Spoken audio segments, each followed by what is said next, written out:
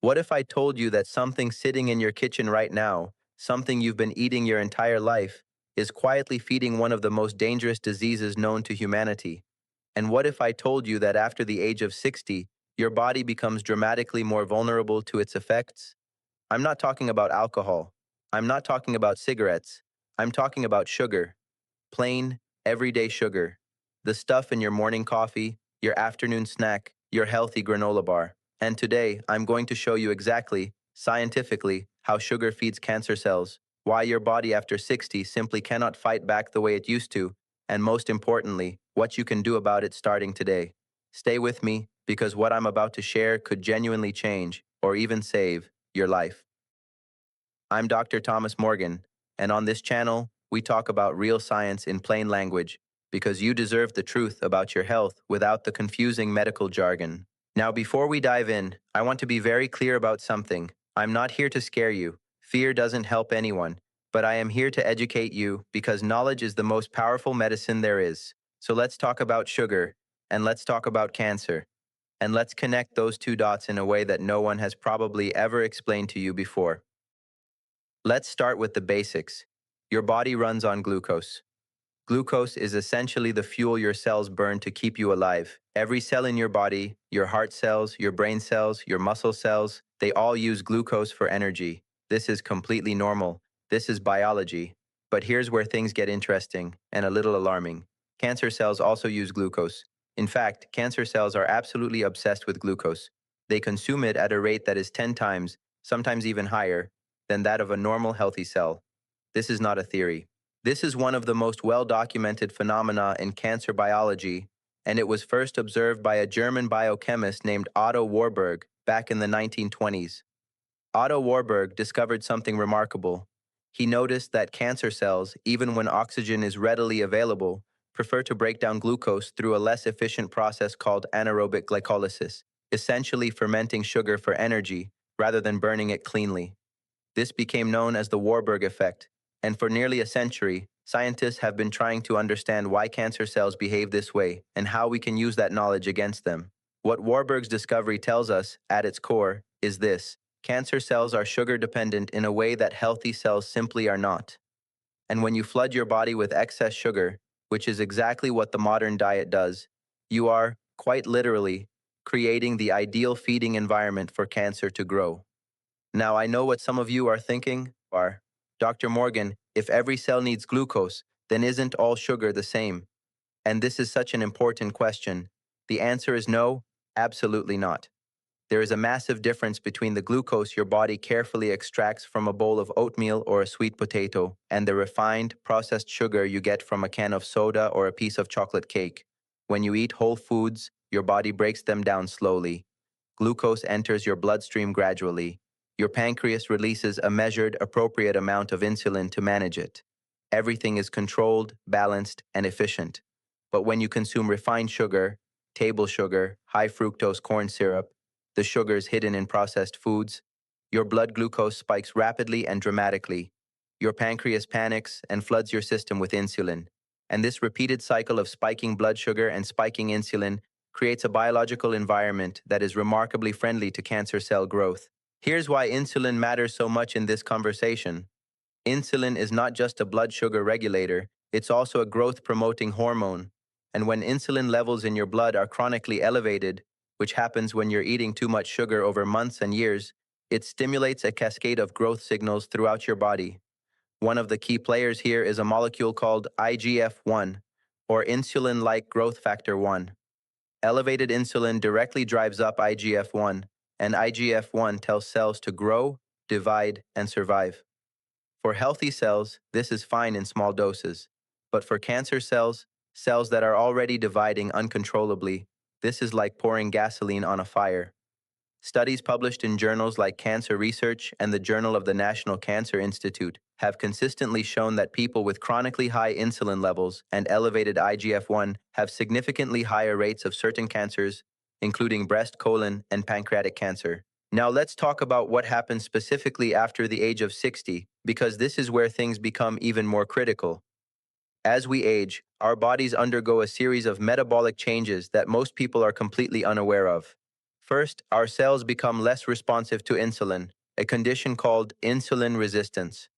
This means your body has to produce even more insulin to manage the same amount of sugar. So the growth signaling problem we just talked about gets amplified. Second, your immune system, which is your primary defense against cancer cells, begins to weaken with age. This process is called immunosenescence, and it means your body is less capable of identifying and destroying the abnormal cells that could become cancer. Third, inflammation in your body tends to increase with age. This is sometimes called inflammaging, and chronic inflammation is one of the most well-established drivers of cancer growth. And guess what dramatically accelerates all three of these problems? A high-sugar diet. Think about that for a moment. After 60, you are already dealing with reduced insulin sensitivity, a weakening immune system, and rising inflammation. And if you are still consuming significant amounts of refined sugar on a daily basis, you are essentially throwing fuel onto every single one of those fires simultaneously. It's not that sugar causes no harm when you're young, it absolutely does. But the consequences after 60 are far more immediate, far more severe, and far harder for your body to recover from. Let me share a striking piece of research with you. A 2019 study published in JAMA, one of the most respected medical journals in the world, followed over 100,000 adults and found that every 100 milliliter increase in daily sugary drink consumption was associated with an 18% increased risk of overall cancer and a 22% increased risk of breast cancer specifically. 100 milliliters is less than half a cup. Less than half a cup of a sugary drink per day was associated with those numbers. Now imagine what multiple cans of soda per day or years of sugary snacks are doing over time. The numbers become genuinely frightening, and here is the part that most people never hear about. The sugar-inflammation connection. When you consume excess sugar, your body triggers a series of inflammatory responses. Sugar promotes the production of molecules called advanced glycation end products, or AGEs. These are formed when sugar binds to proteins and fats in your body in an uncontrolled way, essentially damaging them. AGEs trigger chronic inflammation, damage blood vessels, and have been shown in research to promote tumor growth and make cancer cells more invasive, meaning they spread more aggressively. On top of that, excess sugar consumption disrupts your gut microbiome. Your gut is home to trillions of bacteria that play a crucial role in immune regulation, inflammation control, and yes, even cancer prevention. A high-sugar diet feeds the harmful bacteria in your gut while starving the beneficial ones, tipping the balance in a direction that makes your body fundamentally less capable of defending itself. I also want to talk about something called tumor angiogenesis, because this is one of the most eye-opening pieces of this puzzle. Angiogenesis is the process by which new blood vessels are formed. Cancer tumors are incredibly clever. They secrete signals that trick your body into growing new blood vessels directly into the tumor, giving it a rich supply of blood, oxygen, and nutrients. And what's one of the key nutrients tumors are trying to access through those new blood vessels? Glucose, sugar. Research has shown that high blood sugar and elevated insulin both stimulate angiogenesis, effectively helping tumors build their own supply lines. You are not just feeding the cancer cells that already exist, you are helping them build the infrastructure to grow larger and spread faster. Now, I've been in medicine for a long time, and one of the things I hear most frequently from patients is this. But Dr. Morgan, I don't eat that much sugar, I don't drink soda, I'm not someone who eats a lot of sweets. And I understand why people feel that way. But here is the shocking truth. Sugar is hiding in places that most people would never suspect. It's in your bread. It's in your pasta sauce. It's in your salad dressing. It's in your flavored yogurt, even the healthy kind. It's in your granola bars, your fruit juices, your protein shakes, your flavored oatmeal packets, your ketchup, your canned soups. The food industry adds sugar to virtually everything, often under names designed to confuse you. Dextrose, maltose, fructose, corn syrup solids, evaporated cane juice, barley malt, rice syrup. These are all sugar. All of them. The average American consumes over 17 teaspoons of added sugar every single day. The American Heart Association recommends no more than 6 teaspoons for women and 9 for men. We are consuming, on average, nearly double the maximum recommended amount, and most of us have no idea. So what do you actually do about this? Because I promised you practical advice, and I intend to deliver it. The first and most important step is to become a label reader, not a casual label glancer. a genuine, diligent label reader. Look at the ingredient list on everything you buy. If sugar, under any of its many names, appears in the first 3 or 4 ingredients, put it back. Look at the added sugars line on the nutrition facts panel. The goal is to keep your daily added sugar intake under 25 grams for women and under 36 grams for men. And if you're over 60, I would personally encourage you to aim even lower than that.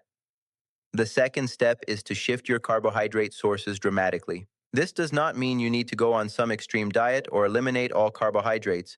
What it means is choosing foods that release glucose slowly and steadily, what we call low glycemic index foods. Sweet potatoes instead of white potatoes, brown rice instead of white rice, whole grain bread in small amounts instead of highly processed white bread, legumes, lentils, vegetables, berries. These are your friends. They provide the glucose your body needs without the dangerous spikes that feed cancer growth. The third step is to move your body. I know this is not technically about sugar, but it is one of the most powerful tools you have for improving insulin sensitivity. Even a 20 to 30-minute walk after meals has been shown in clinical studies to significantly reduce blood glucose spikes and improve insulin response over time. Resistance training, lifting weights, using resistance bands, is equally powerful for improving how your muscles absorb and use glucose, which takes the burden off your pancreas and keeps insulin levels in a healthier range. The fourth step is to address inflammation directly through your food choices. Anti-inflammatory foods, things like fatty fish, olive oil, turmeric, leafy greens, berries, and nuts, actively work against the inflammatory environment that sugar creates. Think of them as your biological defense team.